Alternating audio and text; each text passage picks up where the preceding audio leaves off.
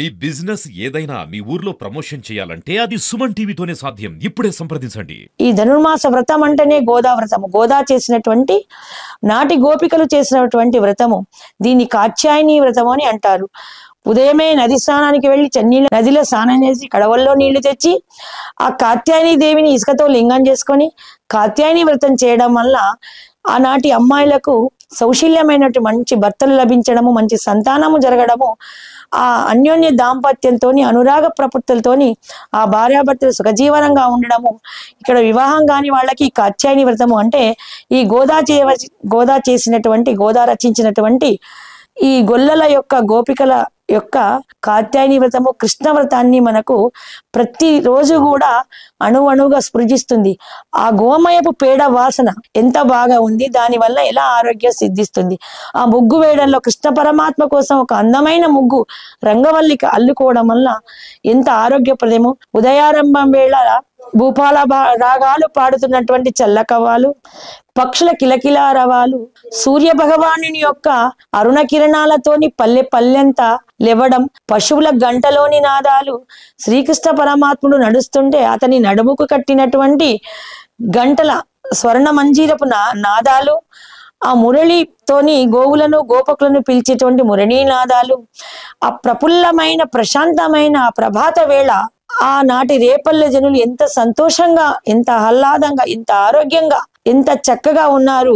అలాగా వెళుతూ వెళుతూ ఆ పశువులను మేపుకుంటూ మునివాకిటకు వెళ్ళి అక్కడ యజ్ఞయాగాదాలు చేస్తున్నటువంటి ఋషులను దర్శించుకొని ఆ హోమ ద్రవ్యాల పరిమళాలను ఆస్వాదిస్తూ తమ పశువులను పచ్చి మేతకు పంపించి వాళ్ళు ఎలా ఆడుకున్నారు, ఎన్ని అపాయాలకు గురి అయినారు, ఎన్నిటి నుండి భగవంతుని కృపచేత రక్షింపబడ్డారు, వాళ్ళ క్రమశిక్షణ ఏమిటి, అజ్ఞానంలో ఆధ్యాత్మిక శక్తిని ఎంత పెంపొందించుకున్నారు, ఎంత గొప్ప వాళ్ళు అయిపోయినారు అనేటువంటిది మనకు కృష్ణలీలామృతం అంతా కూడా గోదా తన రచనలో చెప్పి ప్రపంచ ప్రజలను మన అందరినీ కూడా ఉద్ధరింపజేసిన మహా శక్తి స్వరూపిణి సాక్షాత్ అమ్మవారు. ఈ ధనుర్మాసం అంతా కూడా గోదా ఆచరించినటువంటి వ్రతాన్ని మనమందరము ఆచరిస్తాము. అలాగే మకర సంక్రాంతి ధనుర్మాసం అంటే చెప్పుకున్నాం కదా, ధనుర్రాశిలోకి సూర్య భగవాను ప్రవేశించాడు. అలాగే కరెక్ట్ 33 రోజులకి మకరంలోకి ప్రవేశిస్తాడు. రేపనంగా మనకు కృష్ణ భగవానుడికి అంటే స్వామి నారాయణ స్వామి శ్రీమన్నారాయణుడికి గోదాదేవికి మనము గోధూళి వేళ సాయం సమయంలో కళ్యాణాన్ని చేస్తాము. గోదా కళ్యాణంతో ఈ వ్రతము పూర్తి అవుతుంది. తెల్లవారి మకర రాశిలోకి ప్రవేశించేటువంటి సూర్య భగవాను ఉత్తరాయణంలోకి ప్రవేశిస్తాడు.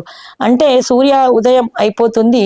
ప్రాతకాలం బ్రాహ్మీ ముహూర్త కాలం ముగిసి దినచర్య ఒక రోజుల్లో ప్రభాత సమయం సూర్య ఉదయం అవుతుంది. కాబట్టి సూర్యుడు మకర రాశిలోకి ప్రవేశించగానే మకర సంక్రాంతి ఉత్తరాయణ పుణ్యకాలంలో జిల్లేడు చెట్లు, జిల్లేడు ఆకులు, రేగు ఆకులు, ఆర్క పత్రాలు అంటాము. ఆర్కుడు అంటే సూర్య భగవానుడు. ఆయన సృజించినటువంటి ఈ పత్రాలను నువ్వుల పిండితోని మకర సంక్రాంతి ప్రవేశానికి మకర రాశిలోకి ఏ సమయంలో సూర్య భగవానుడు ప్రవేశిస్తారో ఆ పుణ్యకాలంలో నదీ స్నానాలు, పుణ్యనది స్నానాలు చేసి దాన ధర్మాలు, పితృ తర్పణాలు చేసుకొని జనులంతా పునీతులు అవ్వాలని మనకు శాస్త్రాలు ఘోషిస్తున్నాయి. ఇప్పుడంతా కూడా నిన్నటి కార్తీక మాస రాత్రి కాలము, ఈ ధనుర్మాసం అంతా కూడా ప్రభాత బ్రాహ్మీ ముహూర్త కాలము. రేపు మకర రాశిలోకి సూర్యుడు ప్రవేశించే కాలాన్ని మనకు దినచర్య అంటే ఉత్తరాయణ పుణ్యకాలము మొదలైతుంది. ఉత్తరాయణ ఆయనము అంటే ప్రయాణము. మకరం నుండి మనకు ఉత్తరానికి ప్రయాణిస్తాడు సూర్య భగవానుడు కాబట్టి అది ఉత్తరాయణం. కర్కాటకంలో వచ్చేటువంటి కర్కాటక సంక్రాంతిని మనము దక్షిణ దిశగా ప్రయాణిస్తాడు కాబట్టి ప్రయాణాన్ని మనం ఆయనము అంటున్నాము. అది దక్షిణాయనము. దక్షిణాయనం అంతా సాయంకాలము, రాత్రి. ఇప్పుడు ధనుర్మాసము ప్రభాత కాలము. ఇప్పుడు వచ్చేటువంటి మకర సంక్రాంతి నుంచి మనకి ఉదయారంభము, ఉత్తరాయణ పుణ్యకాలము పగలన్నట్టు. ఇప్పుడు అంతా సూర్య భగవాను యొక్క విశేషమైన పూజలు ఇవన్నీ కూడా ఉంటాయి. రస సప్తమి ఈ తర్వాత అంతా ఉదయారంభము, దినచర్య, దేవతలకు దినచర్య కాబట్టి వాళ్ళకి దక్షిణాయనం అంతా రాత్రి కాలము, ఉత్తరాయణం అంతా దేవతలకు పగటి కాలము. అంటే 365 రోజులు 6 నెలలు సాయంత్రకాలము దేవతలకి, 6 నెలలు పగటి కాలము. వాళ్ళకి అందరికి దేవతల కాలం అంతా ఒక్క 365 రోజు ఒకే రోజు కాల ప్రమాణము. ఇలాగా మనము కాలము యొక్క విలువ తెలుసుకొని మన ఆధ్యాత్మిక శక్తిని పెంచుకోవడం వల్ల భూమి మీద ఉన్న జనులు ఎటువంటి గ్రహ దోష పీడలు లేకుండా ఆయురారోగ్య ఐశ్వర్యాలతో వర్ధిల్లుతారు. ఏదైనా అన్ని మన చేతిలో ఉంది, మన క్రమశిక్షణే మనకు రక్షణ. ఈ విషయాన్ని గుర్తుంచుకొని కాల దేశమాన పరిస్థితులను బట్టి మానవుడు సంచరించాలి.